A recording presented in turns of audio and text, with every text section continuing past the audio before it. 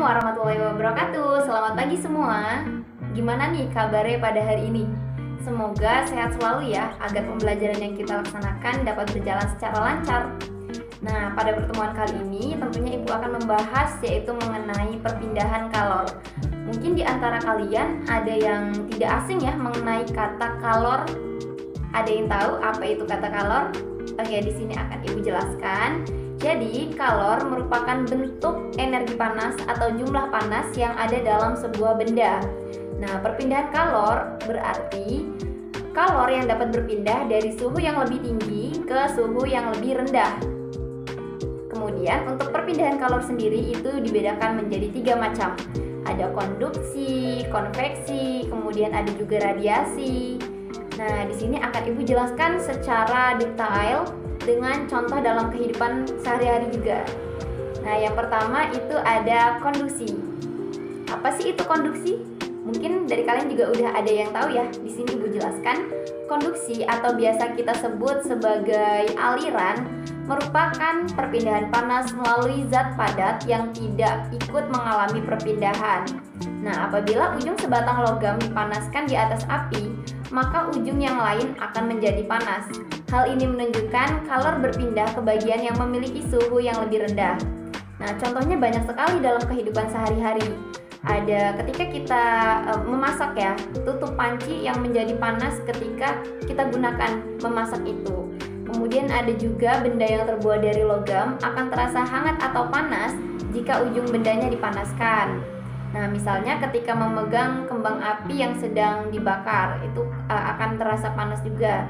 Kemudian ada juga knalpot motor menjadi panas saat mesin dihidupkan.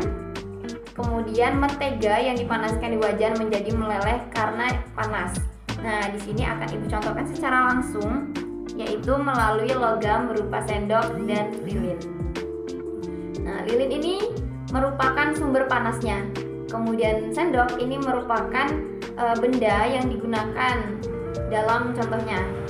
Nah, di sini ketika sendoknya diletakkan di atas lilin beberapa saat, maka ini kan yang dipanaskan ujung sendok ya, ujung sendok di bagian ini, bagian kita untuk memasukkan makanan ini ya, bagian sini. Namun ketika kita panaskan, maka panasnya akan berpindah ke suhu yang lebih rendah. Nah, yaitu yang ujung yang kita pegang ini. Nah, yang kita pegang ini, ketika kita panaskan seperti ini, maka ujung sininya akan ikut terasa panas juga. Nah, ini dinamakan peristiwa konduksi. Kemudian yang kedua ada yang namanya konveksi, atau kita dapat menyebutnya sebagai hantaran. Konveksi merupakan perpindahan panas melalui aliran yang zat perantaranya ikut berpindah. Jika partikelnya berpindah dan mengakibatkan kalor merambat, maka akan terjadi peristiwa konveksi. Nah, konveksi terjadi pada zat cair dan gas atau udara atau angin. Contohnya yaitu gerakan naik dan turun air ketika saat dipanaskan, gerakan naik turun kacang hijau, kedelai, dan lainnya pada saat dipanaskan, terjadinya angin darat dan angin laut, kemudian gerakan balon udara, asap cerobong pabrik yang membumbung tinggi. Nah, itu merupakan contoh-contoh dari peristiwa konveksi.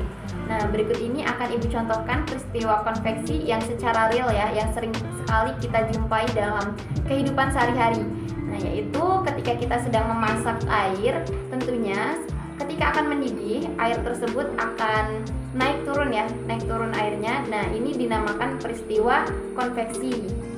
Nah, kemudian yang ketiga yaitu ada radiasi. Nah, ada yang tahu nggak sih apa itu radiasi?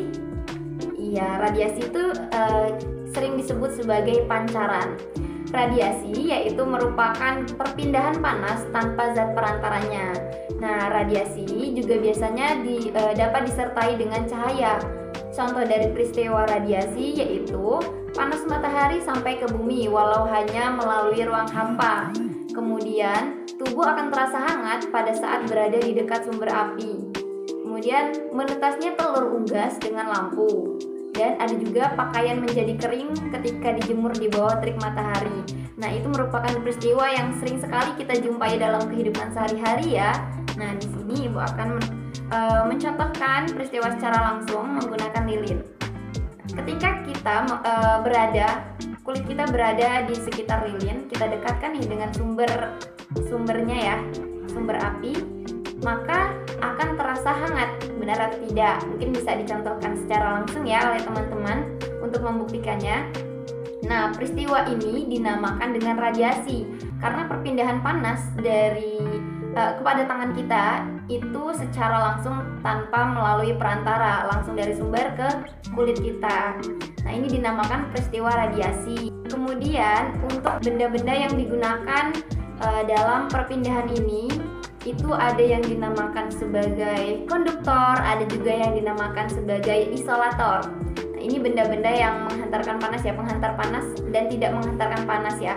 Nah, kalau konduktor ini merupakan benda-benda yang mudah dalam penghantaran panas. Contohnya seperti tadi ya, ada sendok, kemudian ada logam, kemudian yang lainnya yang mudah dalam menghantarkan panas. Nah, kemudian isolator merupakan benda-benda yang tidak dapat menghantarkan panas. Nah, misalkan seperti plastik. Nah, contohnya ketika panci, itu biasanya panci di pinggirnya itu ada tempat pegangan ya. Nah, yang terbuat dari plastik itu merupakan benda yang tidak dapat menghantarkan panas, karena ketika kita sedang memasak nih menggunakan panci tersebut, kemudian bagian logamnya atau kita sebut sebagai konduktornya ini itu akan panas, namun bagian ujungnya yang kita pegang dan terbuat dari plastik itu tidak akan terasa panas. Nah, pada hari ini cukup sekian pembelajaran yang dapat kita pelajari. Jangan lupa belajar, jangan lupa dibaca materinya. Semangat selalu. Ibu akhiri wassalamualaikum warahmatullahi wabarakatuh.